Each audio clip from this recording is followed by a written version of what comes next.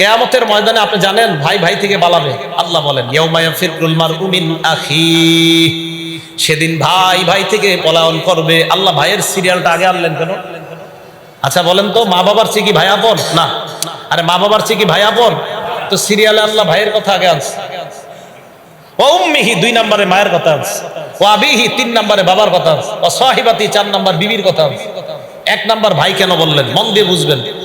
ক্ষেত্র বিশেষ ভাই মা বাবার চেয়ে আপন হয়, সব ক্ষেত্রে না, ক্ষেত্র বিশেষ। কিভাবে? আপনার আব্বার বয়স 70, আম্মার বয়স 65, আপনার ভাইকে চান্দিনার কোথাও কেউ মারা শুরু করছে, ওই মুহূর্তে আপনার বাবা মা দৌড়ে আসবেন, আপনার ভাই আসবে। তার মানে বিপদে ক্ষেত্র বিশেষ, বাবা মার চাইতেও ভাই আগায় আসে। কিয়ামতের ময়দানটা হবে বিপদের ময়দান, এই জন্য বিপদের সময় যেহেতু ভাই আগায় আসে, তাই সিরিয়ালে আল্লাহ 1 নম্বর ভাইয়ের কথা বলে। তো আল্লাহ বলেন সেদিন ভাই ভাই থেকে পালাবে। ভাই ভাই থেকে, আমাদের নবী আমাদেরকে ভাই বলছে, আল্লাহ নবী কয় আমি পালাবো না। মুসলিম শরীফের 472 নম্বর হাদিস, মন দিয়ে বুঝেন। আন্নান নবী সাল্লাল্লাহু আলাইহি ওয়াসাল্লাম আতাল মাকবারা, আল্লাহ নবী এক কবরস্থানে আসলেন। হাদিস দ্বারা বোঝা যায় কবরস্থানে যাওয়া সুন্নত। কবরস্থানে যাওয়া, তবে সুন্নত পালন করতে গিয়ে আকীদা নষ্ট করা যাবে না। বলেন সুন্নত পালন করতে গিয়ে, আবার সুন্নত পালন করতে গিয়ে, সবাই মন দিয়ে বুঝেন, সুন্নত পালন করব, আকীদা নষ্ট করব না। মুসলিম শরীফের 472 নম্বর হাদিসে আসছে নবীজি কবরস্থানে গেলেন। নাসাই শরীফের 1214 নম্বর হাদিসে আছে নবীজি কবরস্থানে গেলেন, নবীজি কান্না করেছেন। নবীজি তার মায়ের কবরের সামনে গেছে, গিয়ে কাঁদছে। কাঁদার পর সাহাবাদেরকেও কান্না করাইছে। এগুলো স্পষ্ট হাদিস। এখন কথা হলো, কবরস্থানে যাওয়াটা সুন্নত প্রমাণ পাইলাম, কিন্তু আকীদা নষ্ট করা যাবে না। কিভাবে? আপনি আপনার দাদার কবর জিয়ারত করতে গেলেন, আপনি আল্লাহরে বলছেন, আল্লাহ আমার দাদার কবরটা জান্নাতের বাগান বানান, দাদার কবরটা আলোকিত বানান, আল্লাহ আমার দাদারে এই দেন সেই দেন, সব বলছেন কারে? শেষে বলছেন, দাদা আপনার নাতির আপনার নাতির বিবি গত 5 বছর বিয়ে করছি, দাদা সন্তান হয় না। দাদারে বলতেছে সন্তান হয় না, তো আপনি একটু দেখেন কিছু করা যায় কিনা। আপনি সব আল্লাহরে বললেন, পোলা চাইলেন না দাদার কাছে। আকীদা নষ্ট হয়ে গেল। সুন্নত পালন কর। আমি অন্য কিছু বুঝাইতেছি দাদা দিয়া, আমি দাদা দিয়ে অন্য কিছু বলতে চাচ্ছি। দাদার কবর না, শুধু যেই কোনো কবর, শুধু দাদার কবর না, দাদা জাতীয় মানে যত কবরের সামনেই যাবেন, যাওয়ার পর সব আল্লাহরে বললেন, শেষে বললেন কবর ওয়ালাকে আমার একটা ছেলে দাও। আকীদা নষ্ট। সুন্নত পালন করতে গিয়ে আমরা কি নষ্ট করব না? আকীদা। হুজুর এই ব্যাপারে একটা দলিল দেন, সুন্নত পালন করতে গিয়ে আকীদা নষ্ট হয় কিভাবে? বুখারী শরীফের 1605 নম্বর হাদিস, 1605। হযরত ওমর কাবা শরীফের সামনে তওয়াফ করতেছে। কাবা শরীফে একটা পাথর আছে, হজরে আসওয়াদ, কালো পাথর, এটারে চুমা দিস। চুমা দেওয়ার পর হযরত ওমর বলে, এই পাথর ভালো করে শুন। পাথর রে কয়, পাথর, আমা ওয়াল্লাহি ইন্নী লা আলামু আন্নাকা হাজার, এই পাথর আমি জানি তুই একটা পাথর।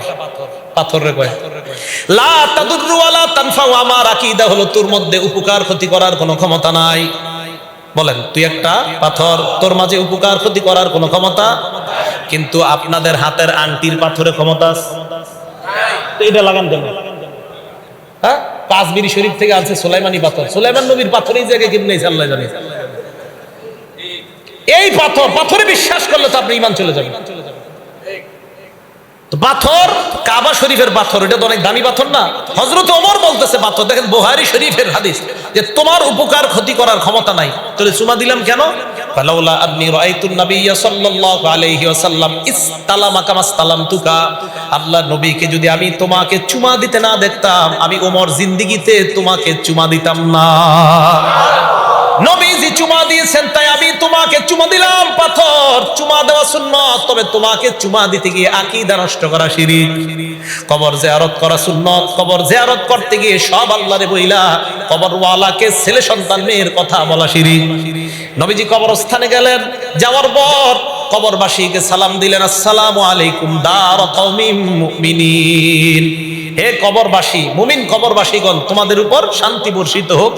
ওয়া ইন্না ইনশাআল্লাহু বিকুম লাহিকুন, ইনশাআল্লাহ আল্লাহ চাইলে তোমাদের সাথে আমরা অচিরেই সাক্ষাৎ করব। এই কথা বলার পর নবীজি যে কথাটা বললেন, মন দিয়ে শুনেন। ওয়াদিত্তু আন্না কদ রাআইনা ইখওয়ানানা, আমার মনের আশা আমি যদি আমার ভাইদেরকে দেখতে পাইতাম। সাহাবারা বলে, আওয়ালাসনা ইখওয়ানানা ইয়া রাসূলুল্লাহ, হুজুর আমরা কি আপনার ভাই না? নবীজি কয়, আনতুম আসহাবি, তোমরা আমার সাহাবা। সাহাবারা কথা আপনার ভাই কারা? ভাই কয় ওয়া ইখওয়ানুনা আল্লাযিনা লাম ইয়াতু বাদু, আমার ভাই তারা যারা এখনো দুনিয়াতে আসে নাই। সুবহানাল্লাহ। নবীজি বলে আমার ভাই তারা যারা দুনিয়াতে আসে নাই। সাহাবারা এবার প্রশ্ন করে বসছে, হুজুর আপনার ভাইদেরকে আপনি কিয়ামতের মাঠে চিনবেন কিভাবে? দেখেন নাই তো। নবীজি কয় এটা কোনো প্রশ্ন করলা? কিভাবে চিনবো বুঝো না? কয় কিভাবে? নবী বললেন আর আইতালাউ আন্না রাজুলান লাহু খাইলুন গুররুম মুহাজ্জালাতুন বাইনা যহরাই খাইলিন দুহমিন বুহমিন, নিকশ কালো ঘোড়ার মধ্যে সাদা একটা ঘোড়া, কপাল সাদা, হাত সাদা, পা সাদা, হাত সাদা, পা সাদা, কপাল সাদা, একটা ঘোড়া অনেকগুলা কালো ঘোড়ার মধ্যে চিনবো কিনা? আপনি একটা সাদা গরু অনেকগুলা কালো গরুর মধ্যে চেনা যাবে কিনা? নবীজি বলেন যেমনি ভাবে একটা সাদা কপালওয়ালা, সাদা হাতওয়ালা, পাওয়ালা ঘোড়া কালো ঘোড়ার মধ্যে চিনতে কোনো সমস্যা নাই, কিয়ামতের ময়দানে আমার ভাই তারা যারা কিয়ামতের ময়দানে আসবে গুররাম মুহাজ্জালিনা মিনাল উযু, তারা ওযু করার কারণে তাদের হাতগুলা, ওযুর অঙ্গগুলা, কপালগুলা, চেহারাগুলা, পাগুলা এমন ভাবে চমকাবে কোটি কোটি মানুষের মাঝে আমি দেখেই চিনতে পারবো তারা আমার ভাই। ভাই ভাই দেখছেন আমাদেরকে চিনবে, ওযু করবেন সুন্দরভাবে, রাসূল আকরাম সাল্লাল্লাহু আলাইহি সাল্লাম আমাদেরকে চিনবে। আমার আলোচনা যেই শুনতেছেন যেই ঘরনারই হোক সবাইকে আমি বলবো কোরআন সুন্নাহর উপরে চলে আসেন, রাসূল আকরাম সাল্লাল্লাহু আলাইহি সাল্লামকে মহব্বত করেন ওনার শিখানো পদ্ধতিতে। ভাইও আমি জানি আপনারা যারা নবীকে মহব্বত করেন এইভাবে এই নিয়তেই মহব্বত করেন যে নবীর সুপারিশ পাওয়ার আশায়, তো আপনি তো জানেনও না যে আপনার মহব্বতটা সঠিক পদ্ধতিতে কিনা। ওলামায়ে কেরামের কাছে আসেন, আয়েশা জিজ্ঞাসা করেন যে আমি যে নবীকে মহব্বত করি আমার পদ্ধতিটা সঠিক কিনা হুজুর, একটু বলে দেন, এই পদ্ধতি না হলে সঠিক পদ্ধতি কোনটা সেটা আমাকে জানায় দেন। তো রাসূল আকরাম সাল্লাল্লাহু আলাইহি সাল্লাম সঠিক পদ্ধতি বলে দিয়েছে, মা আনা আলাইহি ওয়া আসহাবি, আমি আর আমার সাহাবারা যেই পথের উপর, যেই মতের উপর, যেই আদর্শের উপর আছি এটার উপর যারা চলতে পারবে এটাই হলো সঠিক পদ্ধতি। তাহলে সাহাবায়ে কেরাম নবীকে যেইভাবে ভালোবাসছে ওইভাবে ভালোবাসাটার নাম সঠিক ভালোবাসা। ওইভাবে ভালোবাসতে যদি না পারি এটার নাম সঠিক হবে না। এখন আমরা গবেষণা করব নবী যা রাইখা গেছে সাহাবাদেরকে দিস, সাহাবারা এইভাবে প্রচার করছে, আমরা দেখব আমার আমলটা এটা সাহাবা আমার কাছে পৌঁছাইছে কিনা, আমি যেই কাজগুলা করতেছি এই কাজগুলা ইসলামের মধ্যে আছে কিনা। ওলামায়ে কেরামের কাছে গিয়ে জিজ্ঞাসা করব যে হুজুর ভুল ভ্রান্তিতে পইরা হয়তো অনেক কিছু করছি, আপনার কাছে জানতে আসলাম আমার কর্ম ইসলাম সমর্থন করে কিনা। এইভাবে আপনার কাছে জিজ্ঞাসা করতে আসবেন, কি বলেন? ইনশাআল্লাহ আসা যাবে না ইনশাআল্লাহ?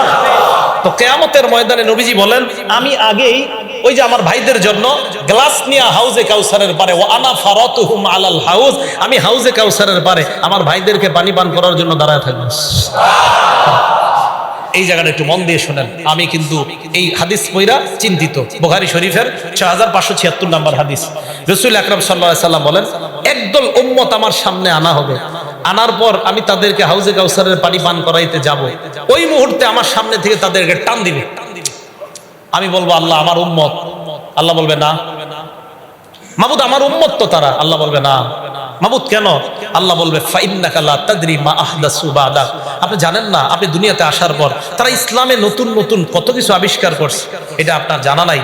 নবীজি বলবে তাই নাকি? হ্যাঁ। তখন নবী বলবেন একটু আগে বলছে উম্মত, তখন বলবে সুহকান সুহকান লিমান গায়্যারা দীনি লিমান বাদদালা দীনি, আমার শরীয়ত পরিবর্তন করেছো, আমার থেকে দূর হও, আমার থেকে দূর হও, চেহারাও দেখতে চাই না।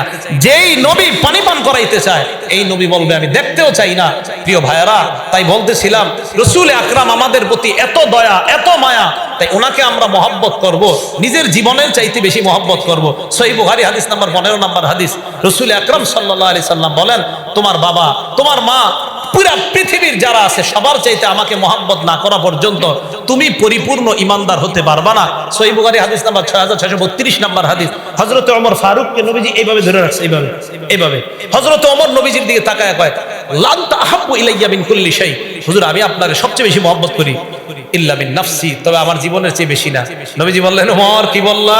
লা ওয়াল্লাযী নাফসি বিয়াদিহি, লা ওয়াল্লাযী নাফসি বিয়াদিহি হাত্তা আকুনা আহাব্বা ইলাইকা মিন নাফসিক, আমি যদি তোমার চাইতে জীবনের চাইতে বেশি প্রিয় না হই তুমি তো ইমানদার হতে পারো নাই।